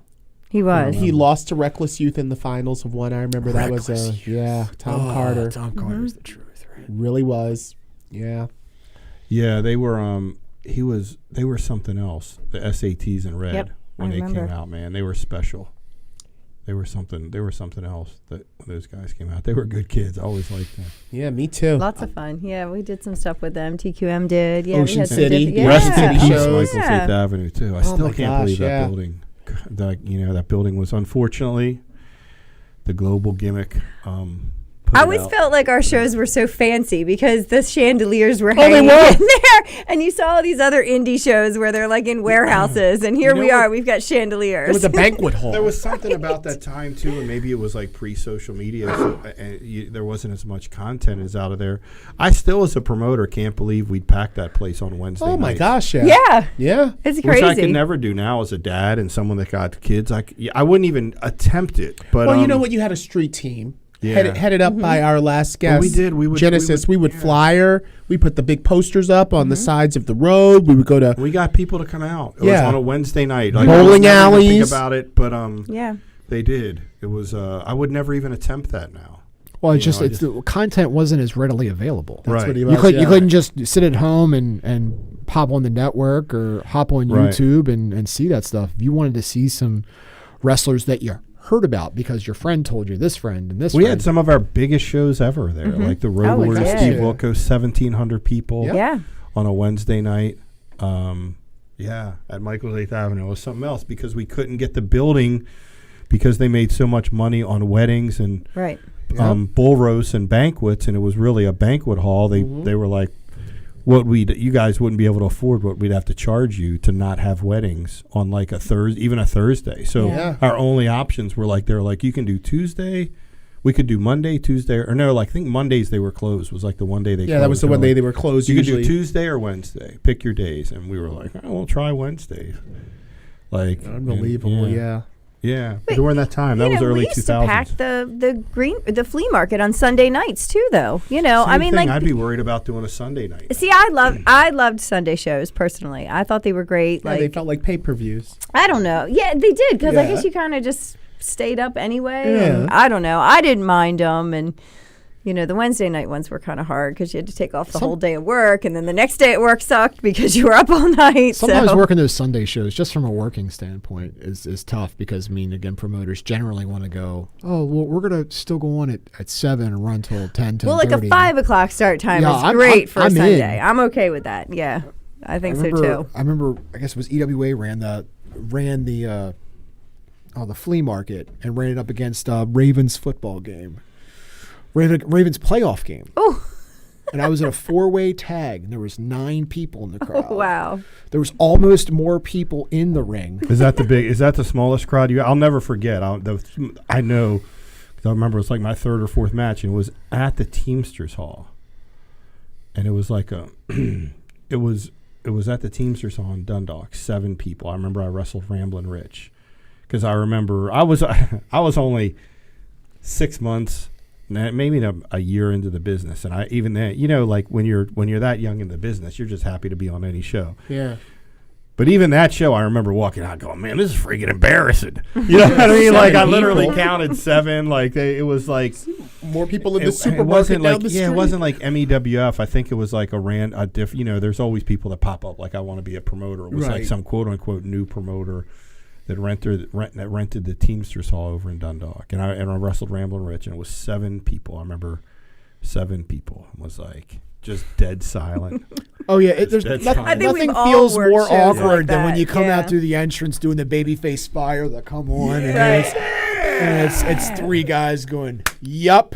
Yeah. I worked a show in Pennsylvania like that, and I walked out, and I was managing Keith, and I walked out, and there were like maybe 18 people there, and 4 of them were my sister and kids. So, because they had come with me, and there was maybe 18 people out there, and I was like, "Wow, okay." And like you said, you go out, and you're like trying to get the crowd. That's double embarrassing. Yeah, Because your family's someone you there. know. They're like, Someone you know, and like you're like, oh, it's not always like this. right. It's a lighthouse, brother. Lighthouse. Yeah. Lighthouse. Your It was family, one of that's those just shows like where so, we were oh. one of the few that had actual gear, and that there were people with like, you know, those little stick-on foamy letters Yeah, like they actually put that on their singlets and they were like falling off as they were working. So yeah, it was one of those shows, which we've all done. I wrestled a Sunday show in New Jersey one time, and it was about 8-9 people, and the promoter hits you with, well, it's a lighthouse, brother. It was at a roller skating rink. And meanwhile, he's booked like, and again, it was in a bad part of New Jersey to where like we changed in the car, and it was me and JT Roberts, and we rode together, and we knew when we done, roll out of the ring, go right to the car, we're leaving. We ain't staying here any longer than we have to. Wow. And guys weren't getting paid. So I remember vividly Nick Gage told me, he goes, if I'm not getting paid, I'm taking a couple sets of roller skating skates, loading his bag up with roller skates. That's Nikki for you. Real quick, you just mentioned a name, JT Roberts, and I know that in addition to him, Core, Simon Rhyme, a couple of the names that you introduced to different, I guess you'd say, territories, groups throughout the years. Running back my memory, is it true that Shane Strickland, now Isaiah Swerve Scott, first kind of started with you in GBW? Yeah, we had a little school in Hanover where we had a little pony ring and would train and stuff like that. And Shane, a young, thin Shane Strickland. Oh, I remember. So that's where he started wrestling. That's where he started there, and then kind of maneuvered his way around. He was a guy that he was going to go where he could learn something. So he started there, then he went here, then here, then here. Man, he's just on fire. Tell me about it. We got him here in MCW for a while. I remember he was had some of the best matches and really lit that crowd up on fire. Yeah, and it was great. Really went on to do really great things. And then one more thing. I don't want to go back on memory lane too much with you, but I have a lot of great memories. Do you remember the time that we did a show in a skating rink? You fought Larry Sweeney. I do remember that. It was for Adam Flash and Ray Alexander in York. Sweet and sour Larry Sweeney, rest in peace. And it was shortly before he left us, I remember, when you and he had that showdown. He had come back, and it was just a one-off. We had never worked each other. Similar personalities and characters. Huge. Yeah. So, a lot of fun. Just a very easygoing guy. Just what he could have made a ton of money. Yeah, he really could have made a ton of money. Yeah. Gone way too soon. We lost. JT Roberts gone way too soon. How did he pass away? I believe it was an overdose. Was it? Overdose? Yeah, he had some mental health issues, and that's why especially after this last addiction, man. I tell you, we've all kind of had it affect our lives. It's crazy. Man, it's unbelievable. Main event of that show where you fought Larry Sweeney was Axel was in the main event of that. Speaking of addiction. Well, that's what made me think of it, actually, to be quite honest. I remember also that show, I got an envelope, and when we got halfway down the road, I opened the envelope, and there was no money in it. Oh, wow. But we didn't get too far before I had whoever was driving turn back around, and I was promptly paid $51 bills because the promoter's wife was like, "Oh, we just wanted to play a little joke on you. We thought you were going to open it right here, and we'd be able to take. We didn't know you had even left." And I'm like, "Yeah, I left, and I didn't get too far down the road before we had stopped at a gas station." Yeah, funny, right? That's funny, ha ha. Yeah, that's don't mess funny. with my money. I'll be a funny guy on camera, but don't mess with my envelope. What are we doing? Yeah, and Axel comes up a lot, obviously, on the podcast because he's got a lot of You can't swing a dead cat without having an Axel Rotten story. Yeah, so, he's talking about addiction, and obviously, people know his story, pretty much what took him, but my God, what a waste of talent. Like, for all the bad stuff, or if I make comments on here for the issues that I went through him on a personal level because of his struggle with addiction and my desire to help him because I loved him, and he was a great friend and a guy that broke me in, but just in general, he had so much to offer. He had a great mind for the business. Greatest, the best comment I've ever heard about Axel Rotten was from Raven on a shoot interview, and he said Axel Rotten is the biggest waste of talent in the history of the wrestling business, and it was so true. Man, what I would do to still have him here, but have the Axel rotten that broke me in the early 1990s, pre all the drugs and before he went down that route and went down that route of addiction that he just could never beat. That guy was so unbelievably talented, and he was a really good person before addiction just consumed him and took him over. He was a good guy and just unbelievably talented. Yeah, well, they say no one ever really dies, and we do need to go ahead and take one more break. But that was one of the reasons I mentioned last episode how IWA Mid-South lost the Axel Rotten Memorial Hall, and I know it was just a Kmart. I know that it was an abandoned Kmart, but it said something that Ian, even though he flew the coop from Baltimore never to return, thought enough of Axel's legacy to call that space that they wrestled in the Axel Rotten Memorial Hall. And unfortunately, they lost that building. And hopefully IWA Mid-South names their next building after Axel, but time will tell. We do need to take one more break, but we're going to come back here and finish chatting with you, Greg. I don't want to monopolize too much of the conversation, but like I say, this is always a trip down memory lane. So stay with us, fans. We'll be right back. We hope you're enjoying this week's episode of the MCW Cast. At MCW Pro Wrestling, much like many small businesses throughout the country, the pandemic has presented many challenges. For a company like ours that hosts events with live audiences, the impact has been even more severe, and all of our forms of revenue have been cut off. In order to continue to engage with our fans on a regular basis, we made the decision to begin to produce the MCW Cast and are providing it for absolutely no cost on Facebook Live, Twitch, YouTube, and SoundCloud. If you'd like to support us during these challenging times, you can do so in several ways. The most popular way is to buy us a coffee to help fuel the cast.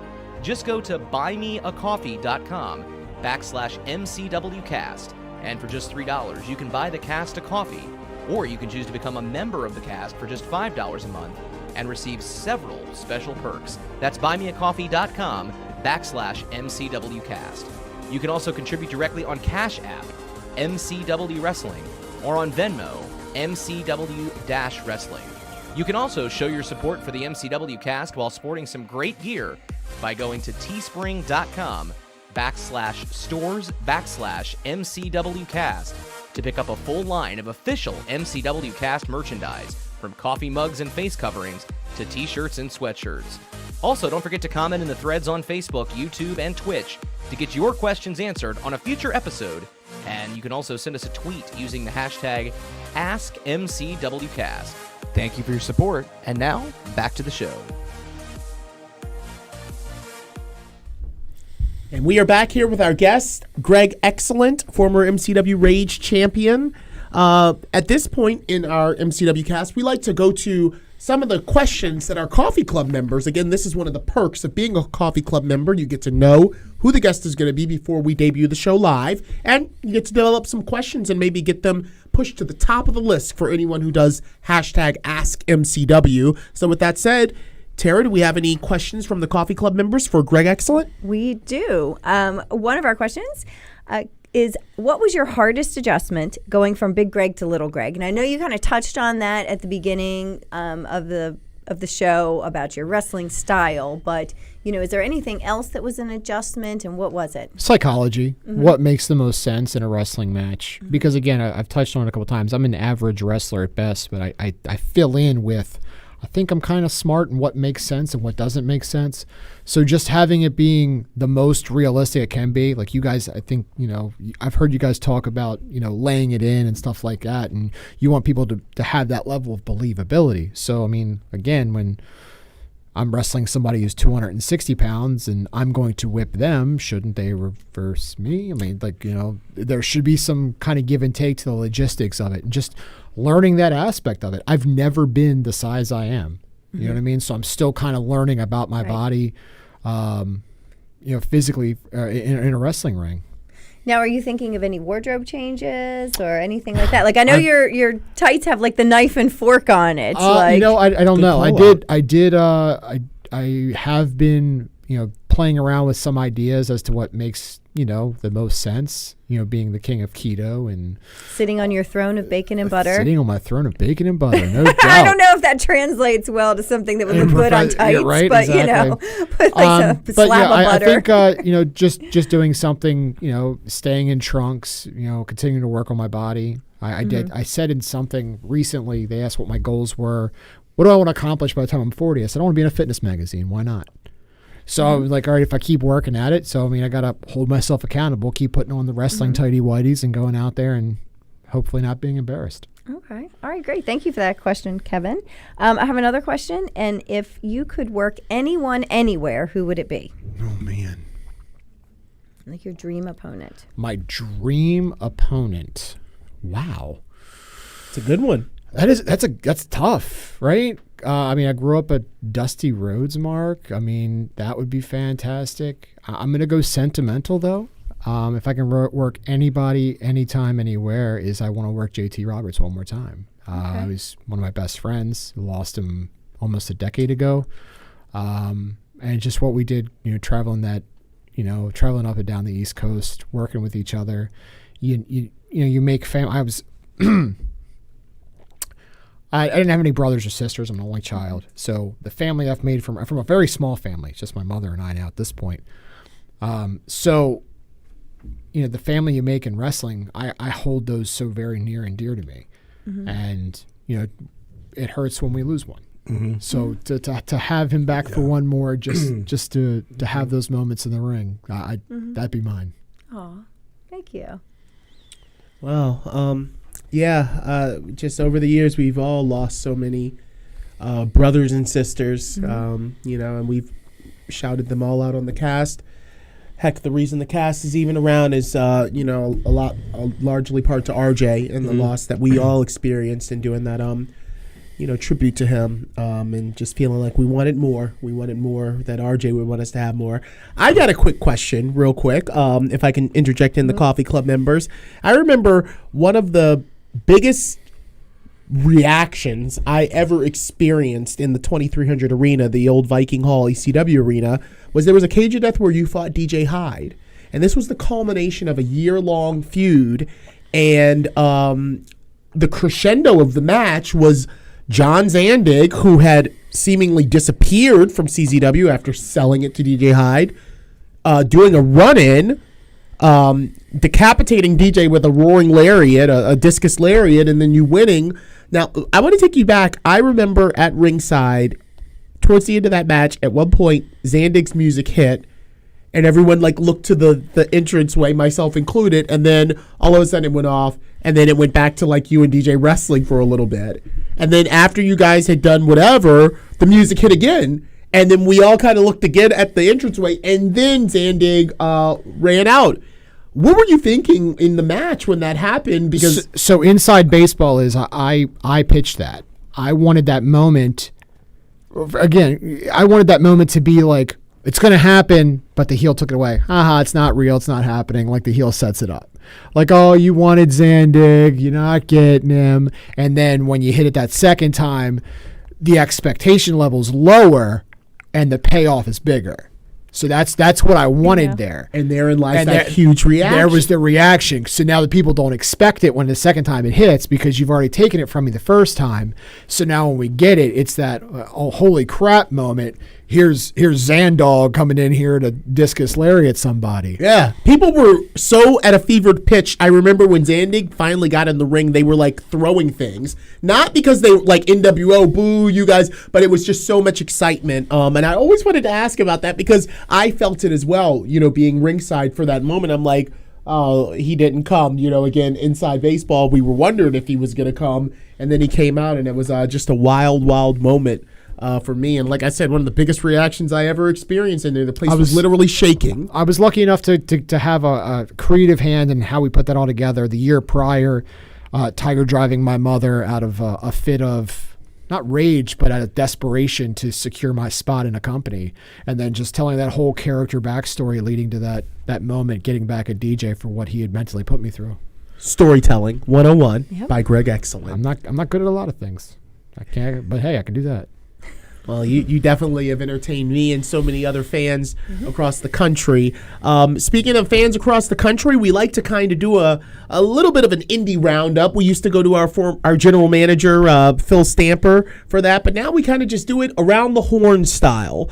So real quick, if you would like to participate with us, we're just going to toss out some random things that are going on. I think first things first, a lot of companies have been putting out their summer touring schedule. ICW, No Holds Barred, one that I'm a part of.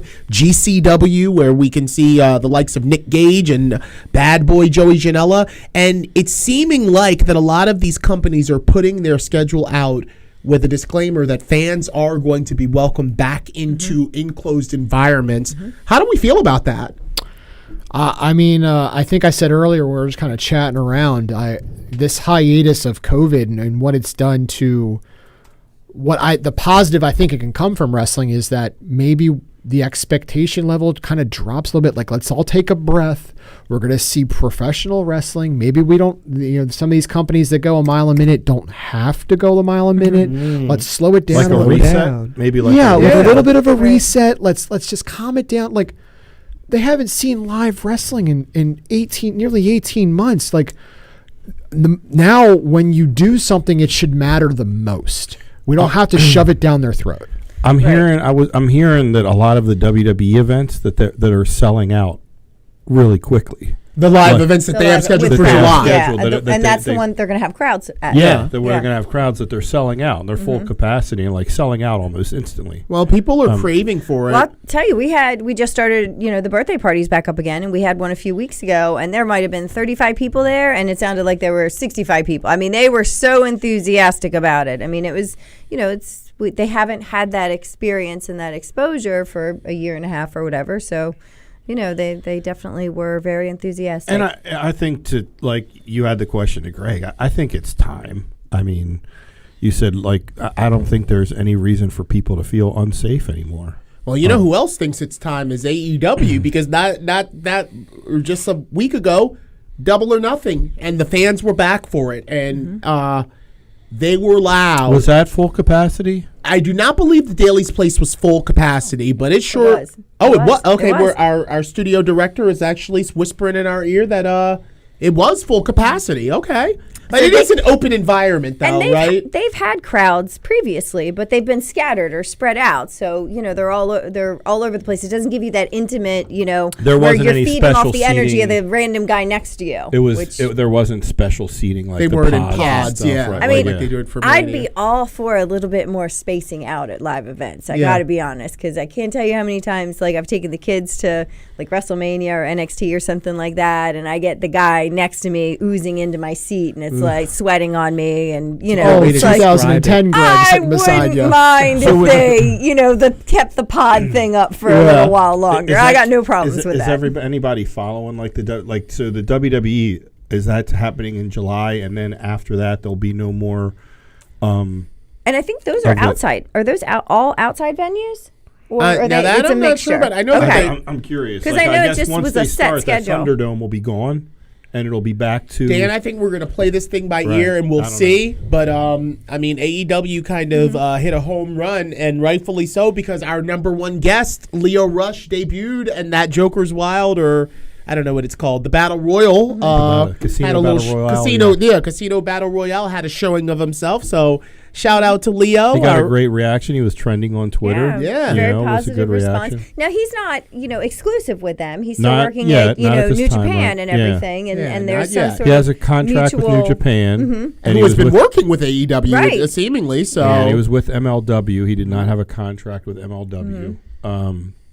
He was working on a per date, and this was a single shot, so to speak. But I'm sure that's how a lot of these things Right. happen. You bring Yeah. in as a surprise. I mean, how many times over the years have you seen, like Vince would gauge, how many people got re-signed after the Royal Rumble. after the Royal Rumble? Gold After dust. being Right. Yeah. I mean, so many people would get re-signed and get contracts after being just a shot in the Royal Rumble, and Yeah. they come back and the place erupts for them, and next thing you know, they're signed to a multi-year deal. So Yeah. it's not bad. It's not a bad way when you have that the ability to bring something in. Any of the big companies, maybe they're following that template, and you see the reaction, because if the crowd just completely craps on them, Right. then, that You're not was stuck one- with an expensive you're not- contract you're not either. You're not Yeah. stuck where you contracted a guy for 2 to 3 years. So you Yeah. kind of, let's see how they do. Let's see how the crowd reacts, and You know, I Well, mean, they had the luxury of a live crowd to kind of to gauge the interest, but then Right. again, you go on your phone and you see what Twitter's doing. I mean, Yeah, obviously, right. just he's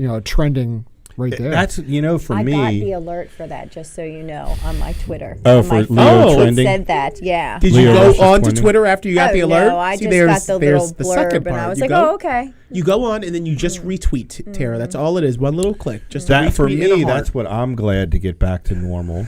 Back to normal with the with pro wrestling as a promoter and someone that loves it. Because what I've hated about it, like I know the what last you're going to year, say. is The canned heat.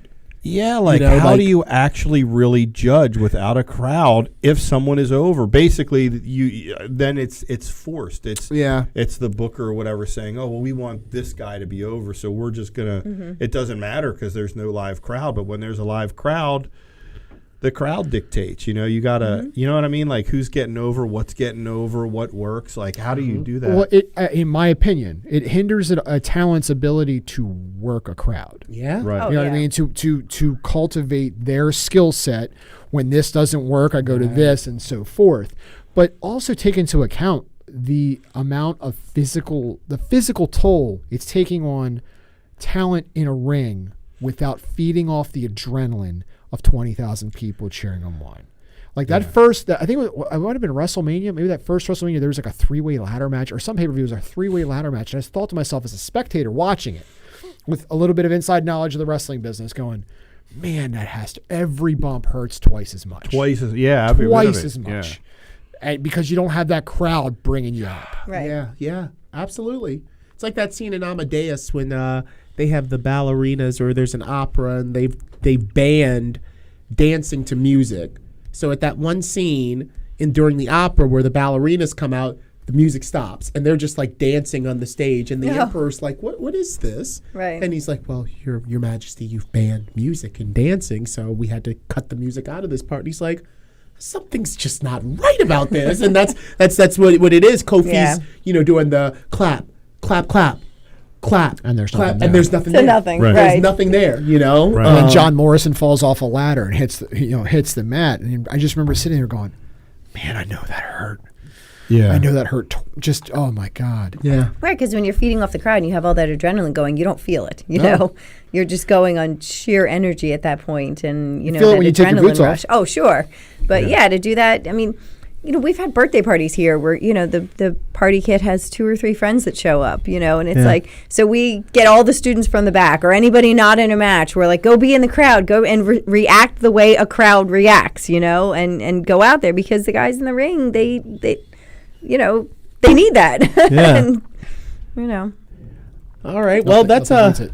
those are a couple topics for the indie roundup. Real quick before we finish this up, I'm going to ask you, Greg, because you and I both go back to CZW days. A few weeks back, CZW tweeted out one word: soon. You have any idea what the skinny is with that soon? That CZW. Okay, so my hope of hopes would be soon they deactivate all their social media. That would be the soon I would say. Listen, there's just some things in 2021 you don't get to come back from. I'm sorry. With everything that's going on and the treatment of talent, the treatment of women, the predatory nature that has happened in that company, that would be my soon. Soon, you just turn it off and you say be done with it. You've sold the library. You've bastardized the library to no end. It holds no more merit and value to you anymore. There's just some things that some people don't get to come back from. And that would be my soon for me. I spent 10 years bleeding those colors. And I say this today, and like, I'm a company guy. I want to be a cog in the wheel. I want to help push the rock up the hill. That's me. It's how I'm built. In all of my life's journey, is I want to help move this way. And I just think it's, I spent a decade of my life preaching, we don't have to like the owner, but if we're all in this together, and it needs to be done soon. It needs to end. Well, I just wanted to pick your brain about that, because that's one thing that I think is really scintillating right now with us coming back together as an industry and what's going on in the country, is what some of the ones that have lied completely dormant. You already see what we're doing here at MCW Pro. We got the MCW Cast rocking and rolling. great guests like Greg Excellent and all of the rest.